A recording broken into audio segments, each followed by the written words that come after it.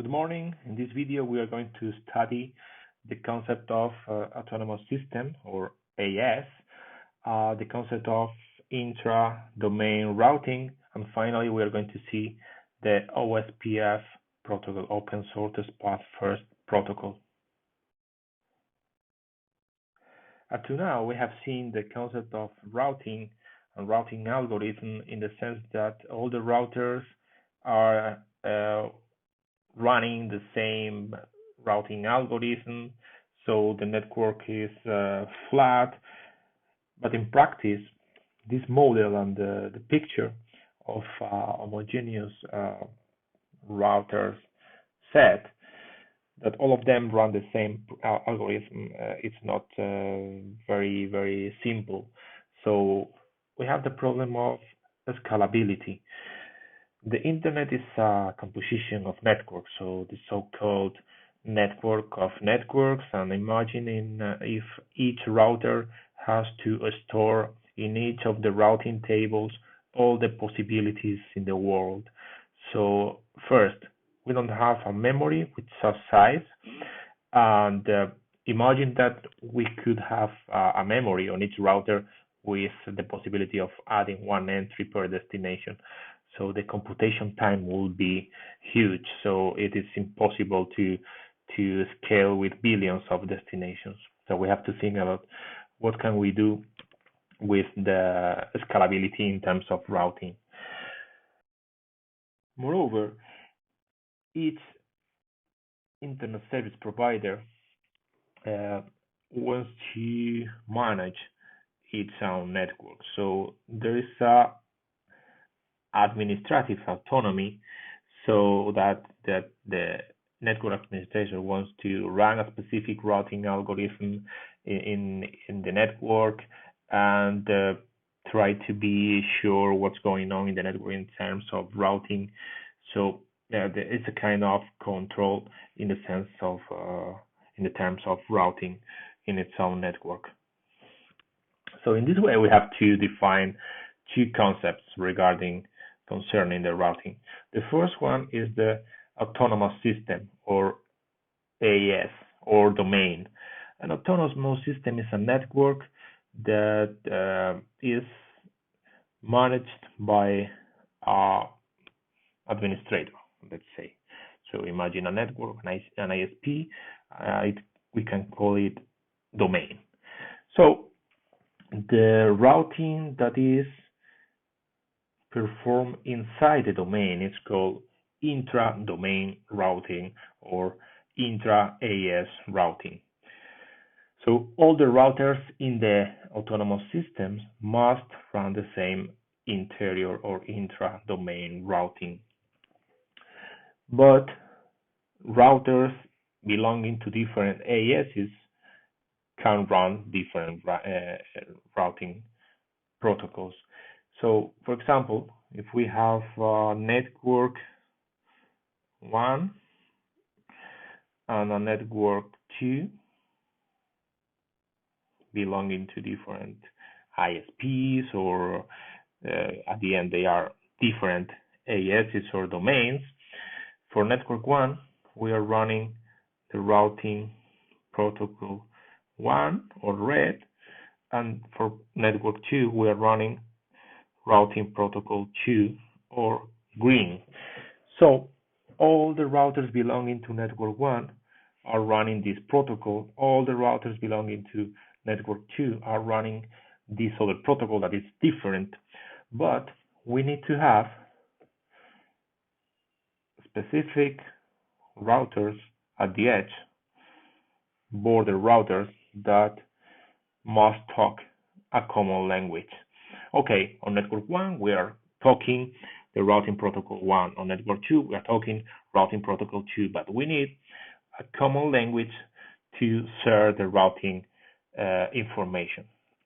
And this is the concept of inter-domain routing, inter-AS routing, with the purpose of routing among accesses. And these gateways, represented with colors, these routers at the edge of the domain, must talk the same language, which is this protocol. Here we have an example. We have three ASs, AS3, AS1 in the middle, AS2 on the right. The routers belonging to the AS must talk the same intra-domain protocol. For example, this one, Interior Gateway Protocol 1 for AS3, for AS3. Another different one, or maybe the same, it doesn't matter. One, Interior Gateway Protocol 1, and then Interior Gateway Protocol 2. Okay, so the information belonging to the AS must be expressed through the set of routers. In order to be able to exit a domain, we need border or gateway routers. For example, 3A for AS3. In case of AS1, we have two different border routers, 1C and 1B, and for AS2, we have only one border gateway.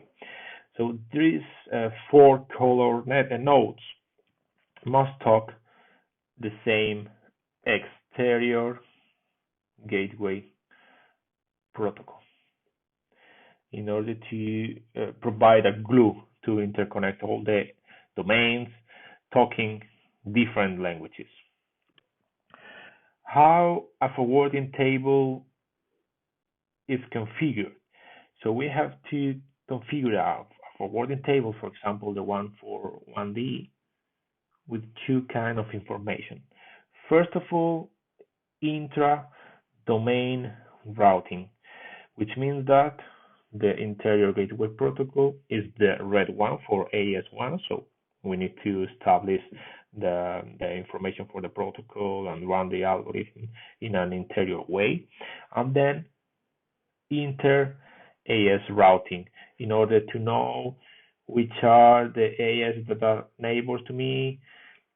So we have to exchange information to know what's going on outside my AS.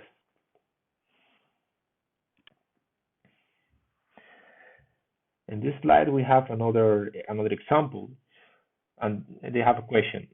Suppose our router in AS1, for example, 1D,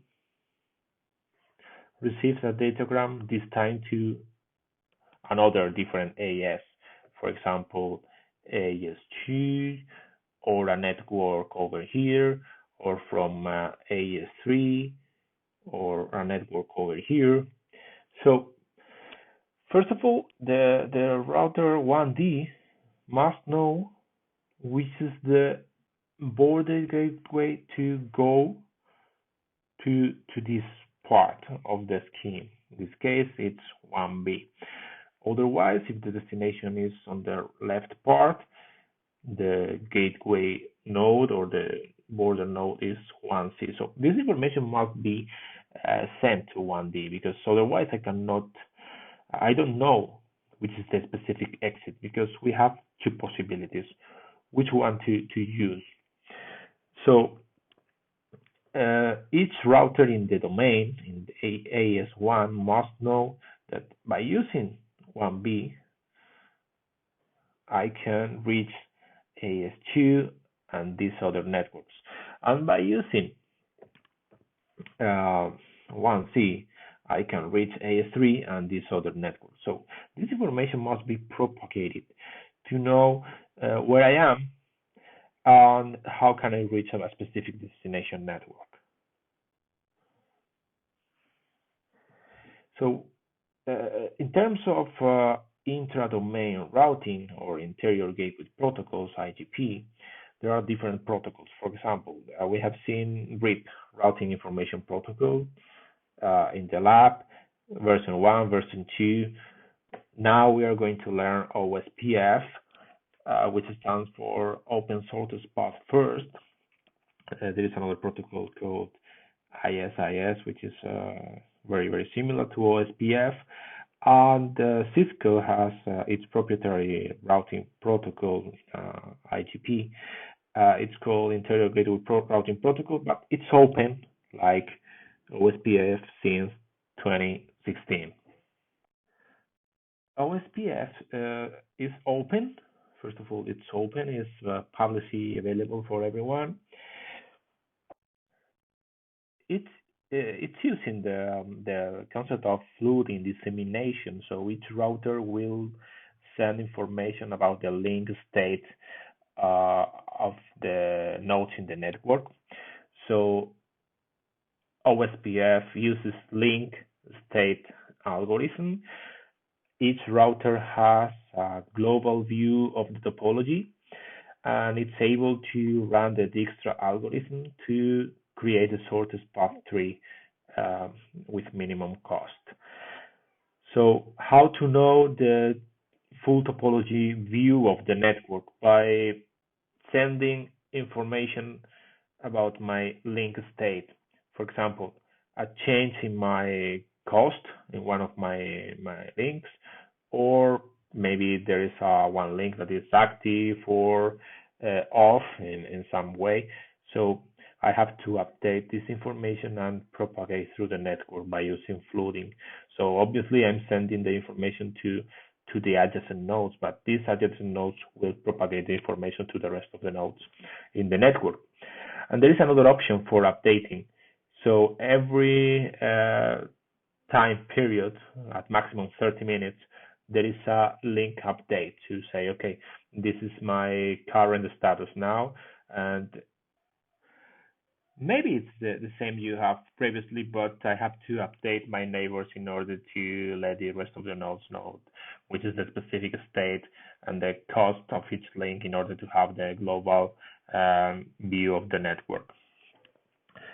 So OSPF uses the concept of flooding. What's the type of an OSPF message?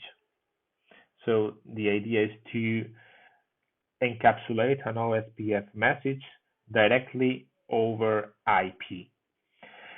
And finally, there is, as I previously mentioned, another routing protocol called ISIS, which is very similar to OSPF. These are the advanced features of our OSPF. First of all, we have the possibility of securing a little bit the messages that are exchanged regarding to interior gateway routing.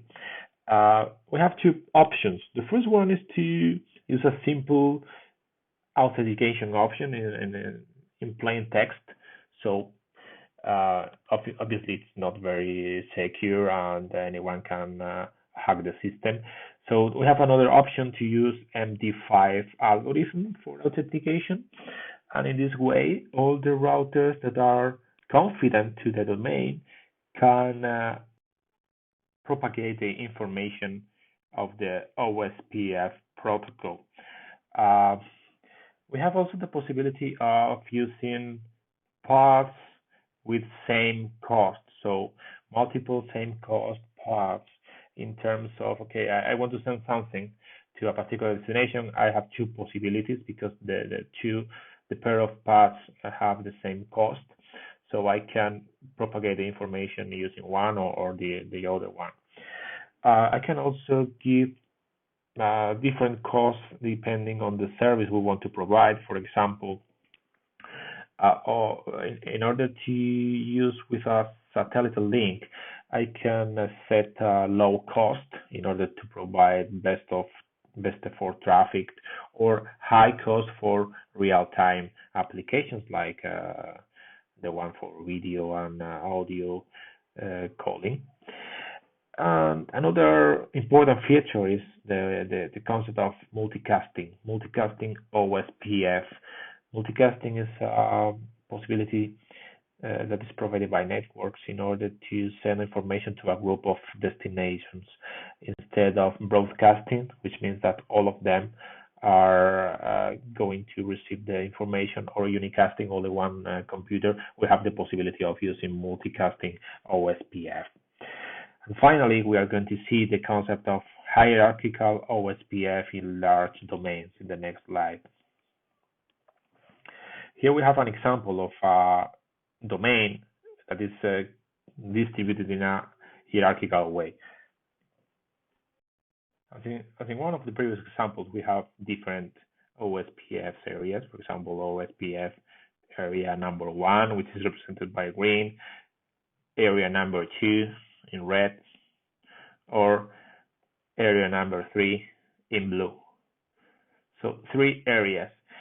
These 3 areas are running OSPF internally, and each router inside the area can use the messages related to OSPF protocol to notify some changes and update the information related to the OSPF protocol. Also in the other 2 areas. But in order to exit the area, each area must have a border router. This one on top on each of the areas in this specific example. These area border routers can propagate the information belonging to inside the area to the rest of the hierarchical OSPF domain. So we have a backbone composed by the set of area border routers, other normal regular routers like this one belonging to the backbone, and finally boundary router. It's like the border router of the whole hierarchical OSPF domain. So for example, in order to propagate the OSPF protocol information from area 1 to area 2, we have to use the OSPF messages that are sent first to the area border router, then exit the area 1, go through this router and reach this area border router for area 2, and then propagate the information to area 2. So finally, if we want to exit the full domain, the full hierarchical OSPF domain, the one in charge of doing this operation is the boundary router, if we want to connect to other different AESs. In this final slide, we have the summary of the previous example. We have 2-level hierarchy. We have areas on the backbone. The link state advertisements are only sent by means of the routers inside an area. And we have to use the area border routers to be able to communicate this information with the rest of the areas. In the backbone OSPF domain or area, we can also have backbone routers that run OSPF routing limited to the backbone.